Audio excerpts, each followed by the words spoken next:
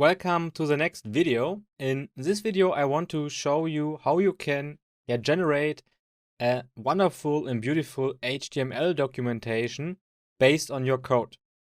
I have already prepared the code here and I have added a new subdirectory in our root directory here. It is called docs, and inside the docs directory, I have created two markdown files.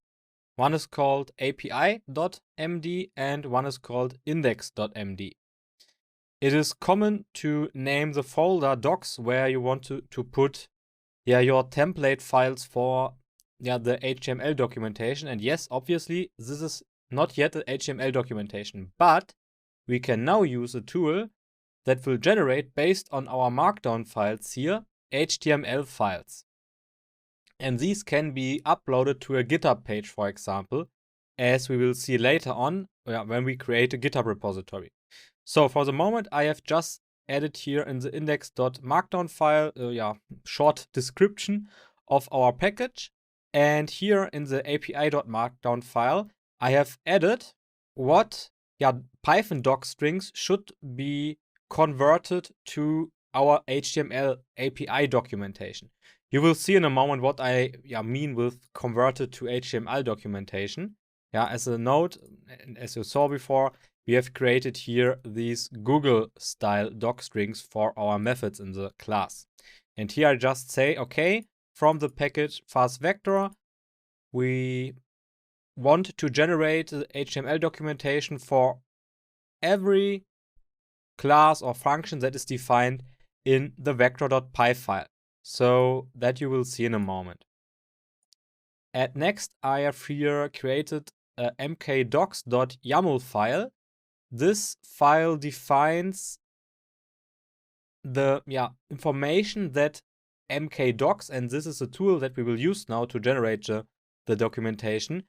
These informations are presented here that the tool needs to just create the HTML documentation. At first, it needs the name of our package, so also the name of the website. We could here pass in a site description, so short description that I have copied here from the setup.py file. Also, I can here use a theme, so the visualization via CSS, for example, and we have already installed a theme that is called Material for Mkdocs. There you can define the color scheme that you want to use, where you have this primary and accent color, as you will see in a moment. So just remember, the primary color is currently blue, and you will see in a moment the blue element on the website. Then, very, very important, here is a plugins list, and we need this plugin that is called Mkdocs strings. With this plugin, the Mkdocs tool is able to transform our Google style doc strings to HTML. Without this plugin, it wouldn't be possible. Also, I have added here the plugin search, so we will have a search bar on our website, as you will see in a moment. And here I have listed in our navigation bar which navigation points or files should be listed there. So if I run now in the terminal the command mkdocs --help, you would see all possible commands to run mkdocs. Here we would have build, GitHub deploy, new, and serve. So for the moment we need build and serve, and if we want to upload the HTML documentation to a GitHub page, you could use GitHub -deploy, and this I will show in a later video when we will create our GitHub repository.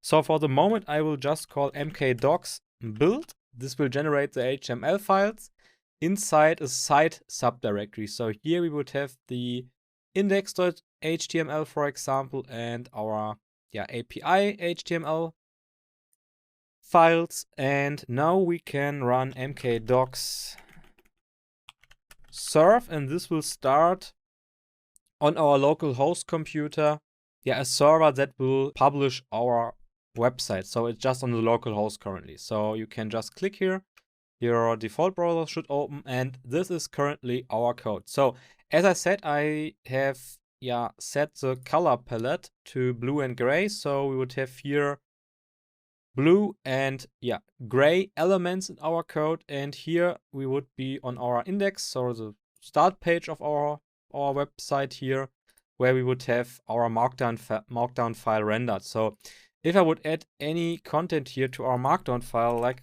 for example a sub paragraph here, hello world. So if I would reload our documentation, we would now see here it is rendered. So the good thing about Mkdocs is if you know how markdown files work, or if you know how to create good structured markdown files, these can be transformed to the HTML documentation here, which is pretty nice.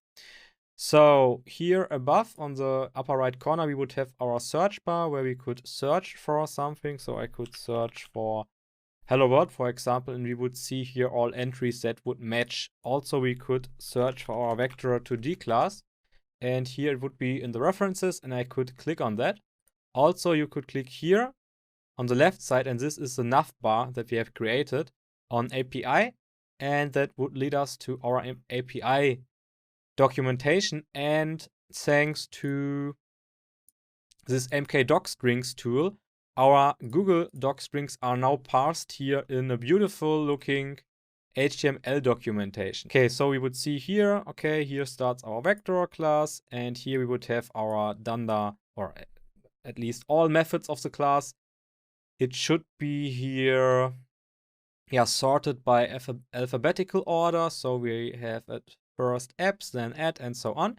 And you would see here the main description of the doc string. So if I go back to our code, and if I go to the apps method, you would see here, this is here just the description of our function that is here parsed at first. Then we would have for every doc string section, so for example for returns, we would have here a little table that is also pretty nice looking. And for example here for the addition function, we would also have parameters. So all of these would be listed here. We would see the name, the type, if we passed in any type annotation. We would see the description of the parameter, and also if the value is required. So if a parameter has a default value, here would be the default value listed. If the parameter has no default value, it just means that you have to pass in any value for this parameter. So in this case here, it would just say this value is required. You could also here look up the implementation, so the Python code as it is defined in our vector.py file. So this is a pretty nice looking documentation. So here, for example, we would have default values, and these were listed here. And you do not have to forget, it was not very much work to do here. We have to just define our mkdocs.yaml file, and I have listed here in our api.markdown file what we want to generate. So from docstring to HTML generation. If you want, for example, only to generate the documentation for the vector2d class, you could just list here vector2d, for example. Then only the vector2d class would be parsed. If you only want to parse certain functions, for example, I don't know, the dunder add method, for example, you would see here only the dunder add method would be parsed to the documentation. So you can filter here by yourself.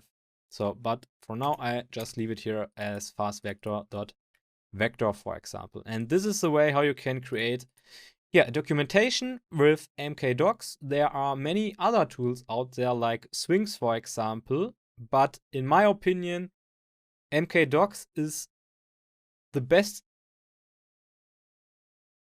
tool out there, because with Swings you can also generate these HTML documentations based on your doc strings, but it is not really much good looking with the standard templates.